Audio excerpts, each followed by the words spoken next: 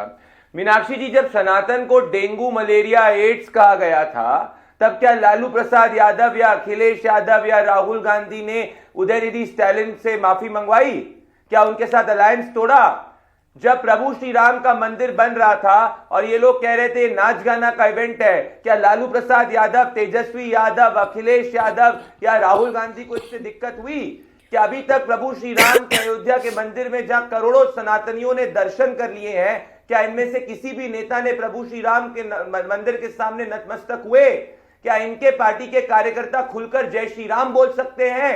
क्या उदयनिधि स्टैलिन या स्टैलिन जी हर हर महादेव बोल सकते हैं? नहीं बोल सकते। पर ताजिया के जुलूस के अंदर जा सकते हैं, इफ्तार में तुष्टीकरण के लिए टोपी पहन सकते हैं। औरंगजेब जैसे क्रूर शासक को भी क्रूर नहीं कह सकते। इनमें और हम में यही फर्क है। इनके मूल में सनातन के प्रति नफरत है, जैसे औरंगजेब के मूल में हुआ करती थी। एक छोटे से उदाहरण से बताऊंगा। एमएच खान ने अपनी एक किताब Islam a legacy of force conversion of imperialism के अंदर औरंगजेब का जिक्र करके यह लिखा है कि औरंगजेब वो हिंदू जो मुसलमान धर्म अपनाते थे उसकी क्रूरता में उसको रिवॉर्ड करता था। ठीक उसी तरीके से कर्नाटका की कांग्रेस की सीतारमैया जी की सरकार राहुल गांधी के कहने में 2022 के जो दंगे हुए थे उसमें मुसलमानों को उनने बाइज्जत बरी कर दिया था और हिंदुओं को उनने पीछे सलाखों के रखा था। और यह तब किया था जब पुलिस ने भी इसका विरोध किया था। याद करिए, communal violence bill Congress party लाने वाली थी, जिसमें कह रही थी कि हर दंगे के पीछे अगर अग्रेसर कोई होगा तो सिर्फ और सिर्फ हिंदू होगा और अगर कोई विक्टिम होगा तो सिर्फ दूसरा समुदाय होगा। इसमें और औरंगजेबी सोच में फर्क क्या है? ये एक ही सोच है। और इसीलिए आज प्रधानमंत्री नरेंद्र मोदी जी ने कहा है कि ये सबके सब जो है ये एंटी सनातन है, क्योंकि इनको पता है कि जब सनातन एक रहेगा, जाति में नहीं बटेगा, इनकी राजनीति भले वो एमवाय वाली हो या कोई भी दूसरी तुष्टीकरण वाली हो, फ्लॉप होती है। और 10 सेकंड में अपनी बात कंप्लीट करूंगा। इसमें विदेशी ताकतों की भी बात है।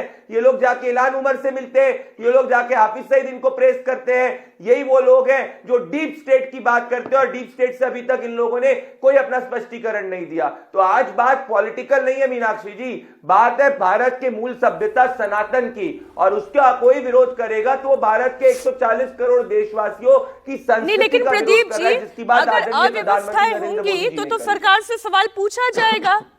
वो सनातन विरोध, ये जयंत जी क्या कहते हैं या लालू जी क्या कहते हैं, मैं उस पर नहीं जा रही हूँ। लेकिन अगर स्लीपर क्लास का डब्बा जनरल बोगी का डब्बा बन जाएगा तो क्यों नहीं सवाल पूछेंगे प्रदीप जी?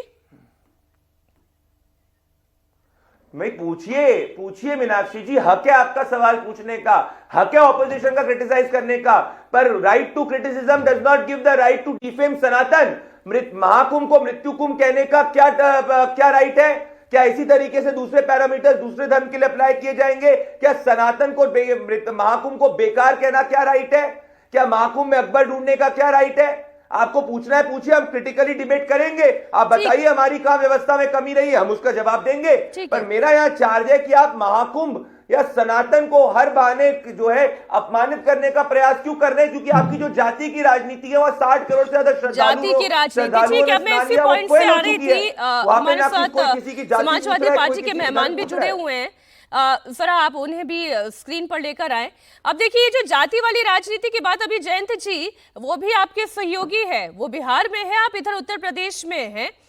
विजय जी, ये कहाँ कौन सी जात पात किसी ने ढूंढी, कहाँ किसी ने ऊंच नीच ढूंढा? जिस सनातन की डुबकी में कोई अमीर भी दिखाई दे रहा है, कोई गरीब भी दिखाई दे रहा है, जिसमें जाति का कोई बंधन नहीं है, वह जाति पाति की राजनीति कैसे आ जाती है? देखिए मीनाक्षी जी, सबसे पहले सब लोगों को मेरा नमस्कार। देखिए ये बात सही है, मेरी आवाज सुन पा रहे हैं आप जी? जहां जैसे ये एक महा आयोजन है कुंभ का, इसमें सब जाति धर्मों के लोग हैं और कुछ तो देखिए मैं बता दूं आपसे कि कहां जाति ये लोग ढूंढते हैं। जहां इन्हें राजनीतिक लाभ लेना, वहां जाति से मतलब नहीं, वहां जाति की एकता की बात करते हैं। लेकिन जहां इन्हें नौकरी देनी है वहां ये जाति ढूंढते हैं। वहां ये कुछ लोगों को नौकरी में बैठा देना, चाहे वो यूनिवर्सिटी हो, चाहे वो दूसरे उच्च शिक्षण संस्थान हो या अन्य बैंक की जगह या कोई भी हो, पूरे देश में और खास तौर से उत्तर प्रदेश में हर जगह आरएसएस के लोगों को बैठाया जा रहा है। जिस यूनिवर्सिटी के पास में इस समय बैठा हूं, वहां भी 3 लोगों को मैं देखा जो आरएसएस का नेकर और पैंट पहनते थे, वही वीसी बने हैं। वहां उसके बाद ये जाति देखते हैं। एक बार इसी यूनिवर्सिटी में कुछ लोगों का सिलेक्शन हुआ, प्रोफेसर लोगों का, उसमें 6 एक ही जाति के थे, और जो दूसरे पिछड़े थे उनको इन्होंने कहा ये एनएफएस नॉट फाउंड सुटेबल। मतलब ओबीसी, दलित, पिछड़ा, जितने भी ये लोग अल्पसंख्यक, आपको ये सुटेबल नहीं मिलते, और एक ही जाति के आप लोगों को सुटेबल मिलते हैं। तो जहां नौकरी होती है, जहां इनको कुछ देना है, वहां ये जाति ढूंढते हैं। लेकिन जब इनको वोट लेना है, जब इनको धार्मिक बात करनी है, वहां ये कहते हैं कि सब लोग एक हो जाओ। पहली बात। दूसरी बात, अभी प्रदीप भंडारी जी एक बात बोल रहे थे अव्यवस्था की। देखिए, कुंभ एक ऐसी जगह है जो बहुत ही स्पिरिचुअल प्लेस है और सेक्रेड प्लेस है, लेकिन सेक्रेड और कॉन्टेमिनेशन में अंतर समझना चाहिए। जो गंगा का पानी है वो पवित्र है, वो चाहे कितना भी कॉन्टेमिनेटेड है, वो सेक्रेड है, लेकिन वो धार्मिक और आस्था के आधार पर है। अगर वैज्ञानिक दृष्टिकोण हम प्रदीप जी, आप तस्वीर दिखाते रहिए, पहले बात पूरी हो जाए विजय जी की। अभी एनजीटी ने क्या कहा कि 2500 यूनिट पर 100 ml से ऊपर जो डेंजर लेवल है, उससे भी ऊपर फीकल कोलिफॉर्म जा चुका है पानी में। तो अगर वैज्ञानिक दृष्टिकोण देखें तो वो खतरनाक है, लेकिन आस्था के रूप में अगर हम देखें तो गंगा का पानी इससे भी अगर ज्यादा प्रदूषित होगा तो हमारे लिए वो सेक्रेड है।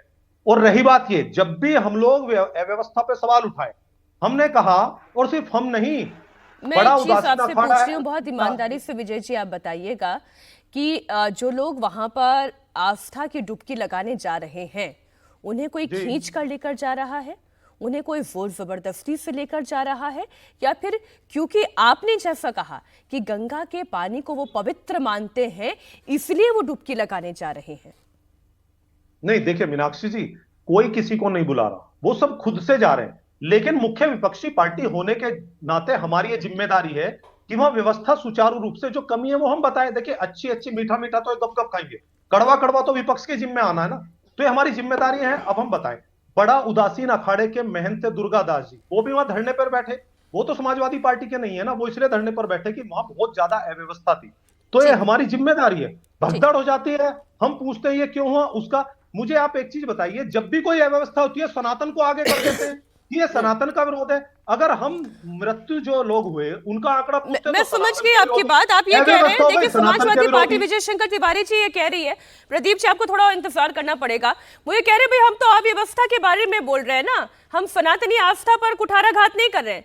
वो ये कह रहे हैं कि अगर पानी प्रदूषित हो रहा है, अगर हम ये बता रहे हैं पानी प्रदूषित हो रहा है, तो क्यों ना बोले।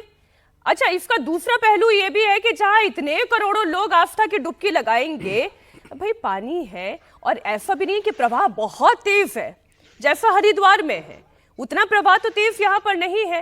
तो 60 करोड़ लोग जहां पर डुबकी लगा के जाएंगे, प्रदूषित तो होगा पानी।